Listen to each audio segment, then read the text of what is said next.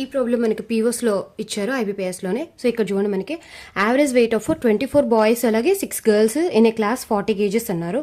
So అంటే నేను ఇక్కడ 24 బాయ్స్ ప్లస్ 6 గర్ల్స్ మొత్తం అంతే మనకి 30 మెంబర్స్ అవుతారు. సో యావరేజ్ వెయిట్ అంటున్నారు ఇక్కడ 40 kgs.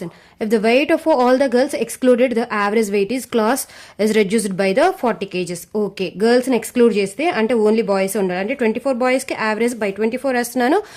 రెడ్యూస్డ్ బై 4 kgs అంటే మనకి 36 kgs అయితే అవుతుంది. ఓకే, సో నథింగ్ బట్ ఇప్పుడు బాయ్స్ ఎంత ఉంది మనకి, ఒక బాయ్ వచ్చేసరికి 36 kgs ఉంది. సో ఒకసారి మనం పార్ట్ 1 లోకి ఇక్కడ దీనిలోకి వెళ్ళిపోతే కనుక, సో దిస్ 24 ఇంటూ 36 ప్లస్ అలాగే ఈ 6 girls and equal to total weight వచ్చేసరికి మనకి 30 ఇంటూ 40 వేసుకుందాము. Okay, so now it is going to be 1200 30 into 40. And ఇదైతే కనుక నేను ఎలా క్యాలిక్యులేట్ చేసుకుంటూ ఉంటామంటే, సో నేను 24 ఇంటూ 36 ఇంత మల్టిప్లికేషన్ అయితే కనుక మనం చేయలేము. సో కొంచెం ఫాస్ట్గా చేసుకోవాలి మన కాంపిటేటివ్ ఎగ్జామ్స్ అంటేనే. సో ఇది ఒకవేళ మీకు టఫ్ అనిపిస్తే కనుక చూసుకొని 720 వేసుకుంటా. ఈ 24 30s తర్వాత అక్కడ ఇంకొక 6 అన్నారు కాబట్టి హాఫ్, దానిలో 5కి అయితే కనుక నేను 24 ఇది 120 వేసేస్తున్నాను.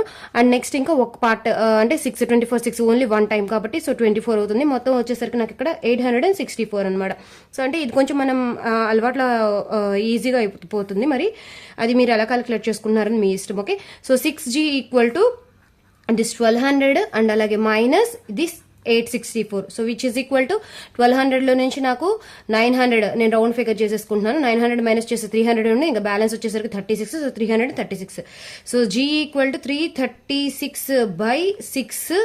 300లో 50 టైమ్స్ పోతుంది అండ్ 36లో వచ్చేసరికి మనకి 6 టైమ్స్. ఓవరాల్గా 56 అనమాట. So 56 is the B option. Thank you.